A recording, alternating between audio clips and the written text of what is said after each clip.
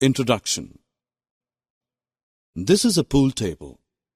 When the ball is hit, it moves to a certain distance and slowly comes to halt.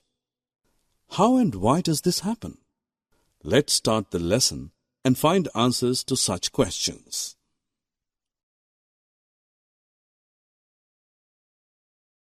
Objectives. At the end of this lesson, you will be able to define friction, illustrate smooth and rough surfaces, describe the types of friction, discuss advantages and disadvantages of friction, illustrate the way to reduce or increase the friction. Let's take an example from daily life. While moving on a bicycle on the road, you pedal the bicycle and it moves on and on. When you stop pedaling, the bicycle slows down and gradually comes to a stop. Why does this happen? This actually happens because of friction.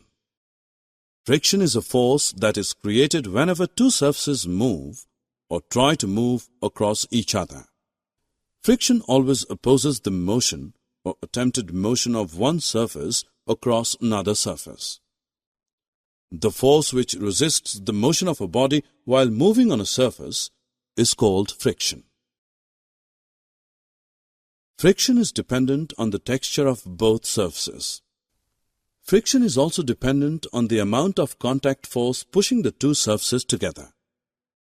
A simple answer to this is that while in motion, the tires of the bicycle are rubbing against the surface of the road. When two surfaces rub on one another, the force comes into play.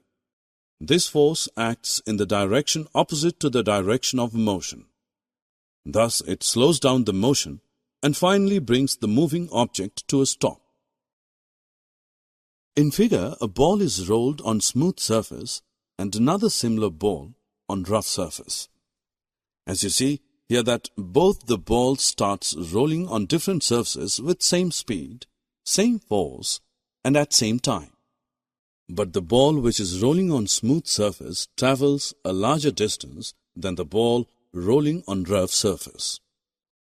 This shows that the rough surfaces offer more friction than smooth surfaces for the same pair of contact surfaces. This example proves that friction depends on the texture of contact surfaces.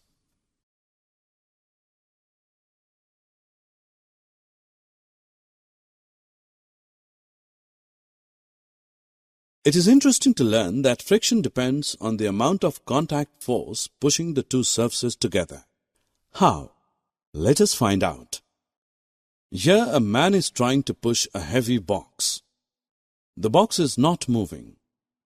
Have you any idea why this happens? Well, when the box is pushed, the bottom of the box and the floor rub one another and friction comes into play, which resists the motion. The force from friction is more than the push force being exerted by the man.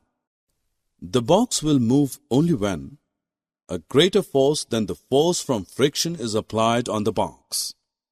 Once the box starts sliding, you may find it easier to move the box already in motion.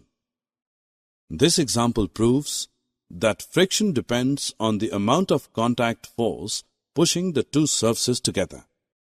Now we can easily define force of friction. The force of friction is a force which opposes the motion of a body in contact with the surface of another body.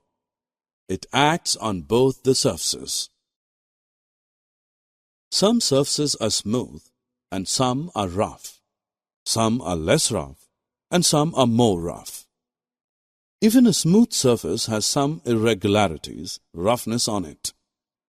For example, when we try to move one sandpaper over the other, the movement is not smooth. That means there is friction due to the interlocking of rough surfaces. But when we try to move one plain paper over the other, movement is smooth as compared to sandpaper. Thus, the roughness of sandpaper is more than that of the plain paper. So we can say that friction is produced due to the roughness of surfaces. Depending on the roughness of surfaces, the value of frictional force can be more or less.